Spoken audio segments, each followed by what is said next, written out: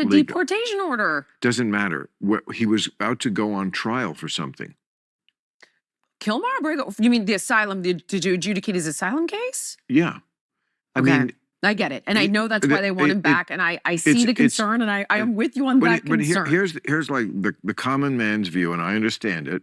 And in some ways I am the common man on this, but at the end of the day, not, is that if someone isn't in this country legally to begin with, why did they get a trial? In this video, Bill Maher welcomes fitness guru Jillian Michaels onto his Club Random podcast. Shockingly, Bill Maher is on the right side of the argument in this one. With that, let's watch Bill Maher wreck Jillian Michaels. We were talking today about Trump, and he did this and he did that, and I was like, first of all, I'm not a Trumper, despite the fact that we had that lovely dinner. I was going to say, I never got the actual details. Were you surprised? I said it on my show. I didn't. I know, but I wanted to ask you. I gave every detail, and that's why they fucking hated me. But I don't want to talk about that because it's already been done to death, and people are gonna think, oh, you're obsessed. I'm not obsessed with it. And people nobody ever gave a shit, really. It was only like the same few chattering classes who always want to find something to argue about. I mean, to me, it's a no-brainer. Of course, you go to the dinner. Yep. How could you not? Yep. And then for me, everything is always a no-brainer. If the question is, do you lie about it? No. And then I went right back to being exactly who I was and tearing him a new asshole every week. So it was. I thought it was awesome. There's no there. I disagree. I think there's a lot of there in a great way. Yeah, maybe. And because people need to talk. And this goes back to what I'm seeing with people on the left, where I thought there would be this kind of like, all right, these 80-20 issues are killing us. Let's be more moderate. Let's move more to the middle. Let's look at where we went wrong. Let's look at all the disenfranchised Dems or the, quote, 90s liberals that have now voted for the Republicans.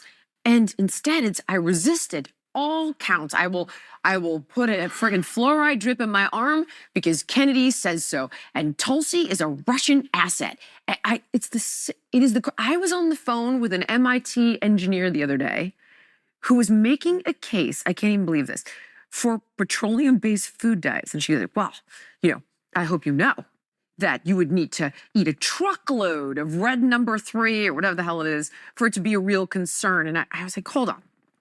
Are you listening to yourself? Like, first of all, let's say that was true when you were just consuming red number 3, not the other 10,000 chemicals in your food and the shit in your water and the shit in your air and the shit in your beauty products and the stuff in your home cleaning supplies. Let's say that was true, right? Beetroot batter, an option that exists in Canada, the EU. Why are you making a case for petroleum-based food days? Because that's why I Trump? drink gin. Nobody. But this is another. See, you going and sitting down and talking is exactly what we need. You're role modeling what we need. We need to work across the aisle. We need to talk to each other. That was actually incredible. And I love that you did that. And as long as you keep your integrity, which I did. That's why they have no argument. It's so funny the way when they come at me, it's just like, well, the line I think that was triggering, and I'm like, you're already lost with me. What you're just saying is you're emotional. You fucking woman. You were triggered. I've said many times on here, and I don't think it's a unique sentiment, but that if we are as divided as everyone says, it's really important that we talk to one another and have conversations like we used to have, where we try to find common ground. But if we don't, even if it comes to screaming and yelling, you could shake hands at the end and have a beer. However, I think about Bill Maher, and I do. Everyone was saying, oh, Bill Maher bent the knee and everything.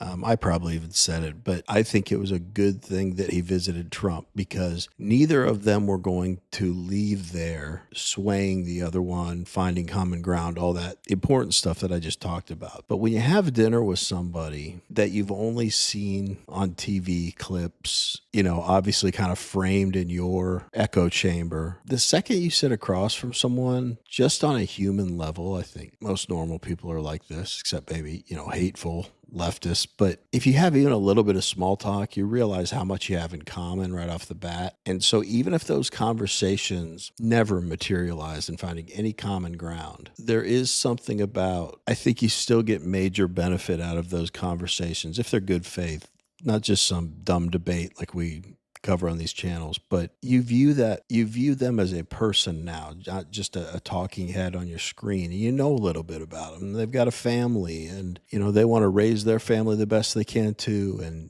you do too. And you might not have found common ground politically, but you found common ground personally or as a human. And I'm not one of these people that's like, the internet's the worst thing in the world, but it does disconnect us from reality, like the reality of interacting with people. So I think it's safe to say there's less personal interactions these days and way more communication over social media and stuff. So it's easy to demonize somebody that you don't know. But so social media has played a big role in that. That's put us in this position now where we can't really see the other person's humanity even. Oh my God, I just sounded like a Democrat. Not humanity, but just see that they have the same normal struggles and things that you do. And you could be different ends of the spectrum politically, but unless they're crazy, far left Democrat, but if they're somewhat reasonable, you say, yeah, we're not that different. So I don't know, maybe people would report on things differently. And while tearing people down and heated debates get clicks, maybe the temperature would cool a little bit if people just talk face to face more. Maybe not in front of a camera sometimes, but there's another problem, right? Because anything anybody does, they want to film it and make sure they can make money off of it. Anyway, let's get back to it. Triggered. And I mean woman like in the old 50s sense. Not women. In that 1950s. Not women black of, people. Not women of, yeah. not women of today.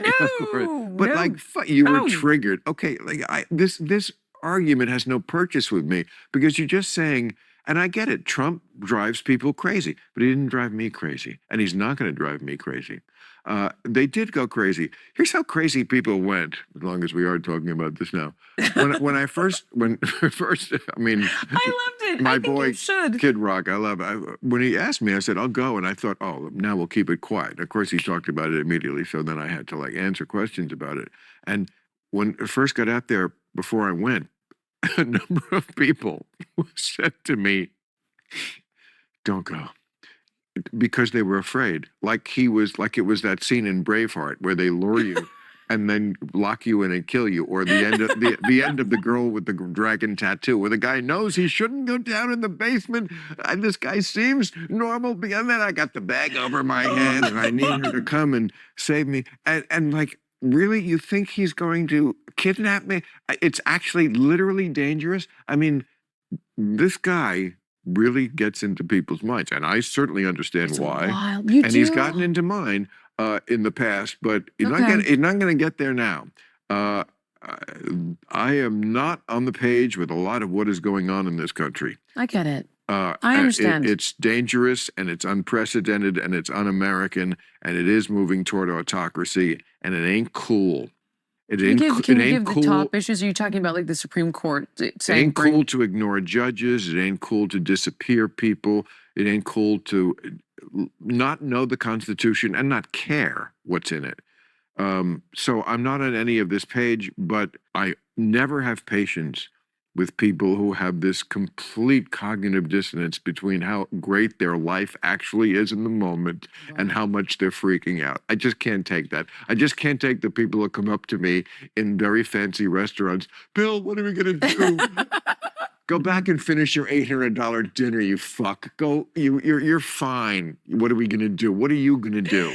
Well, here's what I find interesting. Fuck your secretary like you did last week. Nice. That's what you're going to do, you asshole. Perfect. Okay, so here's my question about that.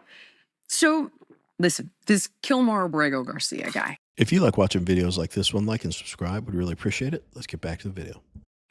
All right, this is a guy who did cross the border illegally, who did beat the shit out of his wife, who was suspected of trafficking, and there's video of the police pulling him over and then ICE not showing up. Like, this guy's a piece of shit scumbag, and there was a deportation order on this guy. He then turns around and says, hold on, I need asylum from other gangs that are going to kill me. And it's like, well, hold on. You're claiming you're not a gang member, but you're worried competitive gangs are going to kill you.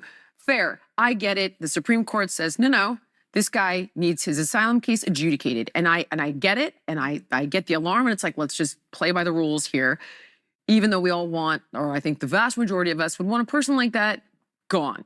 That said, here's my question. If Clinton deported 12 million and Obama deported 3 million, did each one of those guys really get due process, or are we just alarmed now because it's Trump? If those are both Clinton and Obama deported the number of illegals that Jillian just outlined, I could kind of answer her question. Both administrations boosted their numbers. They added in turnaways, meaning immigrants they encountered at the border and turned them away. They counted those as deportations. So while I think the fact that Obama deported so many people shows how silly the Democrats are that they have a problem with it now. But here's the problem. We don't have the luxury of just turning people away at the border and saying we're deporting people, because the previous administration let, I don't know what the number is, 10 million, 20 million more illegals into the country over the 4 years he was in office. So the people complaining about the ICE raids going on in cities or public areas, you should be mad at Joe Biden. He's the one that let them in. None of this would be happening. Everything you're complaining about right now wouldn't be happening had he just locked down the border. He didn't even have to lock down the border. He could have at least slowed the entry into the country exponentially if he had just kept Donald Trump's executive orders in place when he first got into office. Anyway, let's wrap it up. The issue is not that. The issue is that he did not get any sort of hearing. They just disappeared him out of the country into a foreign prison. Well, he That's had, not he had a legal. deportation order. Doesn't matter. He was about to go on trial for something. Kilmar, you mean the asylum? Did you adjudicate his asylum case? Yeah. I Okay. mean, I get it. And I know that's why they want him back. And I see the concern, and I am with you on that concern. But here's like the common man's view, and I understand it. And in some ways I am the common man on this, but at the end of the day, not, is that if someone isn't in this country legally to begin with, why did they get a trial? But we want to hear from you. What did you guys think about this conversation between Bill Maher and Jillian Michaels? Let us know in the comments. Anyway, as always, really appreciate you watching, and we will see you in the next one.